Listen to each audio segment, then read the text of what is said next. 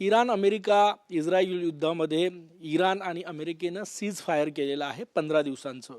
भारतीयांवर याचे काय परिणाम होईल हा पहिला प्रश्न घेऊन माजी लष्कर अधिकारी अनिल बामसर आपल्यासोबत आहे. सर, पहिला प्रश्न माझा हाच, सीज फायरचा भारतीयांवर भारतावर काय परिणाम?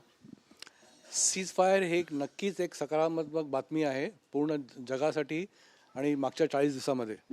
आता तुमचा प्रश्न आहे की भारतावरती याचा काय परिणाम होईल. भारतावरती याचा परिणाम खूप जबरदस्त आणि सकारात्मक होईल. आपण पाहिलं होतं की लढाई सुरू झाल्यापासून 28 फेब्रुवारीपासून आजपर्यंत इकॉनॉमिकली भारताला खूप नुकसान झालं आहे.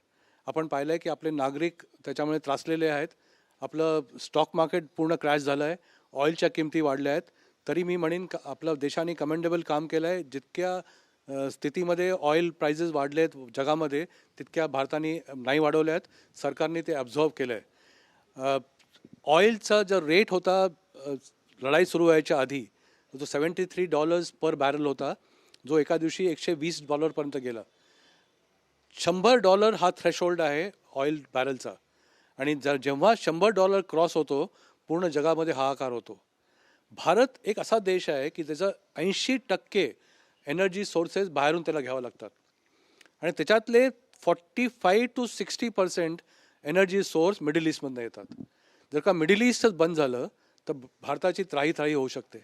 आणि जेव्हा एनर्जी सोर्स किंवा गॅस किंवा ऑइल किंवा क्रूड नाही आलं तर कंप्लीट सोसायटीमध्ये त्याचा इफेक्ट होतो. मॅन्युफॅक्चरिंग संपतं, ॲग्रिकल्चर संपतं, जितके मोठे धंदे आहेत ते संपतात. पेंट असो, सिमेंट असो, कन्स्ट्रक्शन रिलेटेड असो, आयर्न ओर असो, सगळ्यावरती इफेक्ट होतो. माणसाच्या मेल्यानंतर पण इफेक्ट होतो, कारण स्मशानभूमीमध्ये गॅस फायर्ड जे क्रिमेटोरियम्स आहेत ते बंद झाले होते. म्हणजे जर का हे झालं, भारतासाठी ही एक खूप मोठी पॉझिटिव्ह इन्फॉर्मेशन आहे, पॉझिटिव्ह बातमी आहे.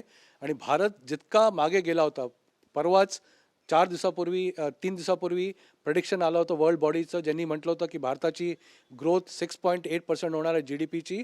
त्यांनी स्वतःच त्याला 6%वरती आणलं होतं, कारण जे भारतावरती इफेक्ट होतो अखाती देशाचा. ह्याला म्हणतात एक ब्लॅक स्वान मुवमेंट म्हणतात. म्हणजे आपला काही याच्यामध्ये हात घेणं देणं नाही आहे, पण नुकसान आपलं होतं आहे. सर, आता हे सीज फायर 15 दिवसाचं केलं आहे. इराण ला मान्य आहे, ते अमेरिकेला मान्य आहे. What about Israel? Israel is completely unhappy. कारण जेव्हा लढाई पण सुरू झाली होती, इस्रायलच्या इन्सिस्टन्सवरती लढाई झाली होती. कारण आणि इस्रायलने काय प्ली दिलं होतं तेव्हा ते म्हणत होते की इराण नेहमी म्हणतं death to Israel and death to America.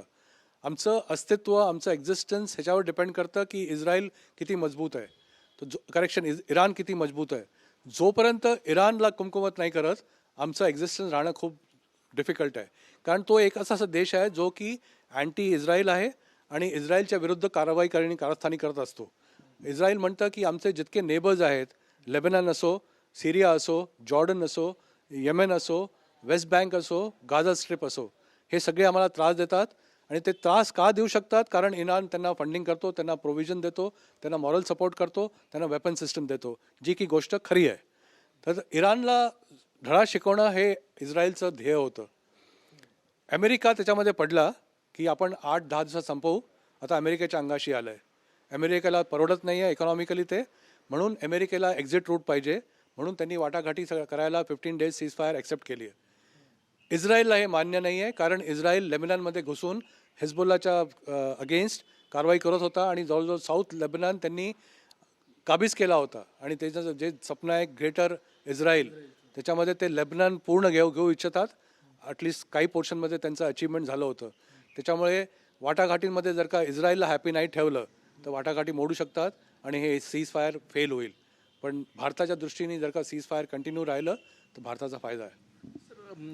युद्ध सुरू झालं होतं इराणला नष्ट करण्यासाठी, किंवा इराणची जी अणुऊर्जा ताकद आहे, युरेनियमचा साठा नष्ट करण्यासाठी. परंतु 40 दिवसाच्या या युद्धामध्ये कोणी गमावलं, कोणी कमावलं, असा हा प्रश्न आहे. काय सांगणार? गमावलं सगळ्यांनीच. पण कम्पेअर केलं बिटवीन अमेरिका आणि इस्रायल तर मी म्हणतो फर्स्ट राऊंड टू इराण. सोप्या शब्दात अजून पराभव कुणाचा झाला या 40 दिवसाच्या युद्धात आतापर्यंत काय वाटतं? पराभव नाही म्हणता येईल, पण जीत इराणची आहे. कारण अमेरिका जे ध्येय घेऊन चाललं होतं आणि वाटलं होतं की 10 दिवस 15 दिवस आम्ही संपुष्टात आणू. मी तर म्हणेन हे कम्प्लीट लिडरशिप फेलियर आहे अमेरिकेचं. कारण त्यांचे जे मिलिटरी लीडर्स आहेत त्यांनी बरोबर ॲडवाईज नाही केलं. अमेरिकेने एंड स्टेटच्या बद्दल विचार नाही केला की आपल्याला कुठे पोचायचं आहे, आपलं काय ध्येय आहे, आपण कुठपर्यंत जायचं. जेव्हा एम अचीव करतात 3 प्रश्न विचारले जातात. What is my task, what does it involve, how फार कॅन आय गो नाव. हे हाऊ फार can I go for now यांनी पाहिलंच नाही आणि युद्धामध्ये उतरून पडले. आणि मग कळलं नाही कुठल्या दिशेने चाललं आहे. इराण तर आपल्या एरियामध्ये बसून लढाई करतोय. चिवट लोक आहेत, 10 वर्ष लढले आहेत इराकशी. त्याच्यामुळे त्यांची स्वतःची लोन एरिया आहे. हे बाहेर येऊन युद्ध करणार. किती प्रशिक्षण मारतील, किती रॉकेट मारतील, किती मिसाईल मारतील. नुकसान खूप केलं आहे. फिजिकली, इकॉनॉमिकली, स्ट्रॅटेजिकली, इन्फ्रास्ट्रक्चर इराणचं खूप नुकसान झालं आहे. पण victory first round two Iran. Sir आत्ता हॉर्मुझची जी खाडी जो मेन काल अमेरिकेने धमकी दिली होती की आज भारतीय वेळेनुसार आज 8:30पर्यंत जर तुम्ही हॉर्मुझ ओपन केलं नाही तर आम्ही सर्वात मोठा वॉर करू. त्याच्या आधीच सीज फायर झालं. हॉर्मुझची खाडी उघडील का आता किंवा त्याच्याबद्दल काय होईल आणि त्याचे जगावर, कारण की कच्च्या तेलाची किंमत आज जवळपास 90-92 रुपये बॅरल आली आहे, म्हणजे 100च्या खाली आली आहे. हा जगभरासाठी मोठा दिलासा आहे. ॲब्सोल्युटली. काल जेव्हा स्टेटमेंट आलं होतं 0.5% वाढलं होतं, जवळजवळ 112पर्यंत गेलं होतं. आणि जसं तुम्ही म्हणताय की आजच्या मेसेजनंतर इमिजिएटली ते रेट त्यांचा खाली आला आहे. 2 रेट असतात, एक ब्रेंट क्रूड म्हणतात आणि एक WTI रूट म्हणतात. WTI वेस्ट टेक्सास इंटरमिजिएट नावाचं सिस्टम आहे. ते 2 रेट असतात. पण जनरली पूर्ण वर्ल्ड बॉडीमध्ये ब्रेंट वापरलं जातं, जे तकरीबन $92 पर बॅरल आहे. जगामध्ये हे खूप महत्त्वाचं आहे. जसं तुम्ही म्हणालात, ऑइल असलं तरच बाकी सगळं होतं. ऑइल नसेल तर बाकी काहीच होऊ शकत नाही. त्याच्यामुळे इट्स अ पॉझिटिव्ह न्यूज. आणि जर का हे कंटिन्यू राहिलं तर पूर्ण जगाला याचा फायदा होईल. हॉर्मुझचं सर, हॉर्मुझबद्दल आपण बोलत होतो. हॉर्मुझ एक खूप स्ट्रॅटेजिकली इम्पॉर्टंट लोकेशन आहे आणि हॉर्मुझ ओपन करणं ही बेसिक क्रायटेरिया होता सीज फायरचा मागचा. आपण जे 10 पॉईंट इराणने दिले होते त्यातले 4 मेजर पॉईंट जे आहेत, बाकी 6 पॉईंट जे आहेत ते असे पॉसिबली ते ॲडजस्ट करतील. ज्याच्यामध्ये होतं की पूर्ण युद्ध थांबलं पाहिजे. नंबर 2वरती होतं की Hormuz should be open for everybody, जे की इराण पण ॲक्सेप्ट करत आहे. इराणने म्हटलं होतं फक्त माझ्या मित्र देशांसाठी ओपन आहे, बाकींसाठी बंद आहे. नंबर 3 होतं की जितकं रिकन्स्ट्रक्शनसाठी आम्हाला फंड लागतील अमेरिकेने आम्हाला प्रोव्हाइड करायचे. आणि नंबर 4 होतं की जितके सँक्शन्स तुम्ही केलेत आमच्या विरुद्ध ते ओपन करायचं आहे. हॉर्मुझ युद्ध समुद्र दोन्ही जर का नाही उघडले इराणनी तर मग हे युद्ध चालू राहील आणि ते डे 1 दॅट इज 10 एप्रिललाच हे संपुष्टात येईल. तर इराणला हॉर्मुझ समुद्र दोन्ही उघडावीच लागेल आणि त्यांचं पण भलं आहे आणि बाकी लोकांचं पण भलं आहे. सीज फायर मध्ये चीनची अशी चर्चा आहे, काही इंटरनॅशनल चॅनल्सचे असे रिपोर्ट्स आहे की चीननं इराणला सांगितलं की तुम्ही ॲक्सेप्ट करा ते प्रपोजल अमेरिकेचं. हा एक प्रश्न.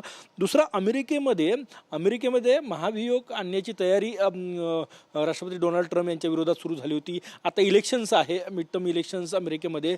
लोकांचा असंतोष वाढला होता कारण की तिसऱ्यासाठीच अमेरिका लढत आहे, स्वतःचा काही स्वार्थ नाही आणि नुकसान मोठ्या प्रमाणात होतंय. आपण पहिला प्रश्न पहिले घेऊ, चीनची भूमिका ह्याच्यामध्ये. चीन आपण पाहिलं डे 1 पासून चीन आणि रशिया डायरेक्टली इन्व्हॉल्ड नाही आहेत, इनडायरेक्टली इन्व्हॉल्ड आहेत. कारण इराण जर का 40 दिवस तटस्थ राहून आपलं होल्डिंग इज ग्राउंड तर स्वतःच्या हिमतीवरती करणार नाही, तर चीनच्या हिमतीवरती आहे. आणि चीन आणि रशिया हे इराणचे ऑल वेदर फ्रेंड्स आहेत आणि त्यांनी नेहमी त्यांना मदत केली आहे, कुठल्याही हालतीमध्ये असो, वाटाघाटी असो की काही असो. आत्ता पण आपण पाहतो की मॉरल सपोर्ट तर आहेच, फंडिंग केलेलं आहे, वेपन सिस्टम्स पण त्यांना वापर दिलेले आहेत. आणि कसे आले काय आले between the 2 of them they have managed it very well. आणि ह्याच्यामध्ये भूमिकेमध्ये चीनचा डेफिनेटली हात आहे. कारण आपण जर का पाहिलं तर इराण डे 1 पासून म्हणते आम्हाला सीज फायर नकोच आहे, आम्ही सीज फायरसाठी वाटाघाटी करणारच नाही, तुम्ही युद्ध पहिले थांबवा, ॲक्सेप्ट करा, मग आपण वाटाघाटी करू. आणि असं काय सडनली झालं की they have accepted cease fire for 15 days. ह्याच्यात आधी 4 दिवस आधी 45 days सीज फायरचा प्लॅन पेश केला गेला होता, जो ह्यांनी फेटाळून लावला होता की आम्हाला सीज फायर नकोच आहे. चायनाने इंटरव्हीन केलं आहे. अनकन्फर्म रिपोर्ट्स आहे, बॅकडोर चॅनल्समध्ये झालेलं आहे की तुम्ही ॲक्सेप्ट करा, आपण काहीतरी करू आणि वी विल एन्श्युअर की वाटाघाटीमध्ये तुमचा वर्चस्व राहील आणि तुम्हाला ऑनरेबल एक्झिट मिळेल. सगळे देश या तारखेला ऑनरेबल एक्झिट पाहत आहेत की कसं मी बाहेर पडेन. नंबर 2, तुम्ही बोलले impeachment of president Donald Trump, ह्याची पुष्कळ तयारी झालेली होती आणि कंप्लीट डेमोक्रॅट्स आणि डेमोक्रॅट सपोर्टर्स अमेरिकेमध्ये खूप जोरदार एजिटेशन करतायत की आम्हाला माणूस नको आहे. आपण एक पाहिलं पाहिजे की president of United states generally असं का बिहेव करतात. त्यांच्याकडे सिस्टम आहे की फक्त 2दा तुम्ही प्रेसिडेंट बनू शकता, सेकंड टर्म आहे. आणि तुम्ही नेहमी पाहाल सेकंड टर्म प्रेसिडेंट नेहमी हार्श असतो, ॲग्रेसिव्ह असतो आणि हार्ड डिसिजन्स घेतो. पहिल्या टर्ममध्ये कधीच घेत नाही, कारण त्याला सेकंड टर्म हवी असते. डोनाल्ड ट्रम्पचा फायनल टर्म आहे, आणखीन 2 वर्षांनी आपण सगळे त्याला झेलू. होपफुली इम्पिचमेंट केलं तर better days are there for the world. Sir, या सगळ्या याच्यात इराण भारताचा चांगला मित्र आहे. आतापर्यंतचा आपण इतिहास बघितला, इराणनं बऱ्याच वेळा भारताची मदत केली, भारतानेही केली. या युद्धात आपले प्राईम मिनिस्टर्स इस्रायलला जाऊन आले, त्यानंतर युद्ध सुरू झालं. त्याचं काही कोरिलेशन आंतरराष्ट्रीय राजकारणात आहे का? आणि आपण आपला या 40 दिवसाच्या युद्धात भारताची जी भूमिका होती त्यात आपला जो सक्का मित्र होता इराण, तो गमावला की कायम आहे? आपला मित्र कायम आहे. जर का आपण गमावला असता तर आपले कुठलेच ऑइल शिप्स किंवा VLCC बाहेर नसते पडले. आपण पाहिलं जवळजवळ 7 का 8 शिप्स बाहेर पडले आहेत आणि फक्त भारताच्या पडल्या आहेत. त्यांनी नंतर म्हटलं होतं की आम्ही चीनच्या परमिशन देऊ, आम्ही पाकिस्तानला परमिशन देऊ. आजही आपले 15 ते 16 शिप्स तिथे लोडेड उभे आहेत गॅस आणि ऑइल बरोबर, आणि तेही बाहेर निघतील. तुम्ही जसं म्हणालात की 25-26 तारखेला आपल्या भारतीय प्रधानमंत्र्यांनी इस्रायलची भेट केली होती आणि अटॅक झाला 28ला. पाकिस्तानमध्ये हे बोलणं चालू होतं की इस्रायलला सपोर्ट करून भारताचे प्राईम मिनिस्टर आले आणि सांगितलं तू गो अहेड. असं काही झालेलं नाही आहे. सिच्युएशन वेगळी होती. भारताने तेव्हा माहिती नव्हतं युद्ध सुरू होणार. करेक्ट. आणि अशा गोष्टी कोणाला सांगत नाही. भारताच्या प्राईम मिनिस्टरनी त्यांच्या जो पार्लमेंट आहे नेसेट म्हणतात त्याला ॲड्रेस केलं, सगळ्यांनी कौतुक केलं, अपोजिशन पार्टीने पण कौतुक केलं. पण जेव्हा युद्ध सुरू झालं तेव्हा भारत तटस्थ होता. आणि भारत आणि इराणची जी दोस्ती आहे ती जुनी आणि प्रगाढ दोस्ती आहे. इराणनी मध्ये मध्ये आपल्याला धोका दिलेला आहे. जेव्हा इंडिया पाकिस्तान होतं तेव्हा आपण पाहतो की इराण पाकिस्तानच्या बाजूने बोलतं. जेव्हा काश्मीर इश्यू होतो तेव्हा इराण काश्मीरबद्दल बोलतो. लडाखबद्दल बोललं, पुन्हा इराण लडाखबद्दल बोलतो, चीनच्या बाजूने बोलतो. कारण चीन डिक्टेट करतं की इराण काय बोलेल. पण ओव्हरऑल आपली फ्रेंडशिप त्यांच्याशी प्रगाढ आहे आणि भारताचा ॲडव्हान्टेज आहे दोस्ती ठेवणं, कारण आपल्याला ऑइल घ्यायचं आहे. सेम प्रश्न माझा इस्रायल बाबत. इस्रायल जो सिच्युएशन पहिले होती ती सिच्युएशन चेंज झाली आहे. आपण पहिले पाहत होतो की जर का कोणी प्राईम मिनिस्टर चुकून सुद्धा इस्रायलशी बोलला तर नेक्स्ट डे तो पॅलेस्टाईनशी बोलतो, PLAच्या लिबरेशन यासिर अराफतशी बोलतो, कारण ते wanted to keep a balance. आता इंडियाचं धोरण क्लिअर आहे. ते म्हणतात की आमचं fight is against terrorism. Israel पण टेररिस्टच्या खिलाफ आहे, आम्ही पण आहोत. तो आमचं आणि इस्रायलचं कॉमन ग्राउंड आहे. सर, मग शेवटचे 2 प्रश्न. एक तर अमेरिकेने ज्या अटी ठेवल्या आता इराणसमोर, त्यामध्ये ज्या मूळ कारणासाठी हे युद्ध अमेरिकेनं पुकारलं होतं की युरेनियम तिथलं तुम्ही संवर्धन होऊ देणार नाही, तुम्हाला अणुऊर्जा प्रकल्प जे आहे ते होऊ देणार नाही, त्या अटी अजूनही कायम आहे. आजच्या ज्या सीज फायरच्या ज्या 15 अटी अमेरिकेनं लावल्या त्यामध्ये ह्या सगळ्या प्रमुख अटी आहेत. ह्या अटी परमनंट राहतील. थोडं जर का मागे गेलो आपण, जून 25मध्ये जे 12 डे वॉर होती, मिडनाईट हॅमर म्हणून ऑपरेशन केलं होतं अमेरिकेनी, आणि तेव्हा इस्रायलनी नाव दिलं होतं रायझिंग लायन. आता एपिक फ्युरी आणि लायन्स रोअर अशी नावं दिली आहेत अमेरिका आणि इस्रायलनी. तर तेव्हाही हेच म्हटलं होतं की आमचं ध्येय आहे की न्यूक्लिअर वेपन सिस्टम आम्ही संपवून आणू. डायकोटॉमी अशी आहे की ज्या वेळेला जूनमध्ये लढाई झाली कारणं तीच, ह्या वेळेला लढाई झाली कारणं तीच. तेव्हा म्हटलं गेलं होतं की आम्ही संपवलं इराणला, इराणकडे आता ॲटॉमिक एनर्जी किंवा न्यूक्लिअर वेपन बनवायची केबिलिटी संपली आहे, आम्ही संपवून टाकली आहे. मग असं काय झालं की आता पण तेच कारणं राहिली आहेत. अमेरिका हे कारण ठेवणार बेसिकली. नॉन प्रोलिफरेशन ट्रीटीप्रमाणे आजच्या तारखेमध्ये 9 देश आहेत जगामध्ये ज्यांच्याकडे न्यूक्लिअर वेपन्स आहेत. ते म्हणतात ह्याच्याहून अधिक वाढणार नाही, इराणला आम्ही करू देणार नाहीत. इस्रायलचं वेगळं धोरण आहे. इस्रायलला न्यूक्लिअर वेपनची काही प्रॉब्लेम नाही. इस्रायल म्हणतात तुम्ही करा, नसेल तर बरंच आहे, पण बॅलिस्टिक मिसाईल प्रोग्राम तुम्ही नाही डेव्हलप करायचा इराणनी. सगळ्यात मोठा थ्रेट इस्रायल आहे, कारण ते रीचमध्ये आहेत. इराण म्हणतं बॅलिस्टिक मिसाईल डिफेन्सवरती काही कॉम्प्रोमाइज नाही आहे, काही वाटाघाटी नाही, आम्ही बोलणार पण नाही, आम्ही आमचं डेव्हलप करणार, आमचा राईट आहे. शेवटचा प्रश्न, लॉंग टर्म जगावर आता परिणाम आणि सीज फायर म्हणजे परमनंट युद्ध थांबलं असं आता किती टक्के आपल्याला म्हणता येईल? परमनंट युद्ध थांबलं असं बिलकुल म्हणता येणार नाही. दिस इज ओनली अ पॉज. जसं आपण म्हणतो ऑपरेशन सिंदूरचा आपण भारताने पॉज घेतला आहे आणि आम्ही कधी पण ॲक्टिवेट करू शकतो, आपल्या बेसवर डिपेंड करतं. सिमिलरली हा एक पॉज आहे. पण जर का पॉज पॉझिटिव्हली पुढे गेला आणि लोकांनी वाटाघाटी न कमेंट करता किंवा न मिस्चिफ करता केला, विच इस्रायल विल ट्राय, आणि त्यांचा हक्क आहे, कोणाचाही हक्क आहे की त्यांचा नॅशनल इंटरेस्ट काय म्हणतो, तर हा जर का टिकला तर टिकेल, मग दूरगामी परिणाम होतील. पण आज जर का समजा युद्ध संपलं तरी पूर्ण जगाला बॅक टू रिअल यायला 6 ते 8 महिने मिनिमम लागतील. खूप खूप धन्यवाद. सीज फायर झालं, याचे भारतावर काय परिणाम होतील, जगावर काय परिणाम होतील, नेमकं या 40 दिवसाच्या युद्धामध्ये कोण हरलं आणि कुणाचा विजय आहे, या सगळ्या बाबतीत अनिल बाम सरांनी सविस्तर विश्लेषण केलेलं आहे. कॅमेरामॅन सचिन सयामसह गजानन उमाटे, TV9 मराठी, नागपूर.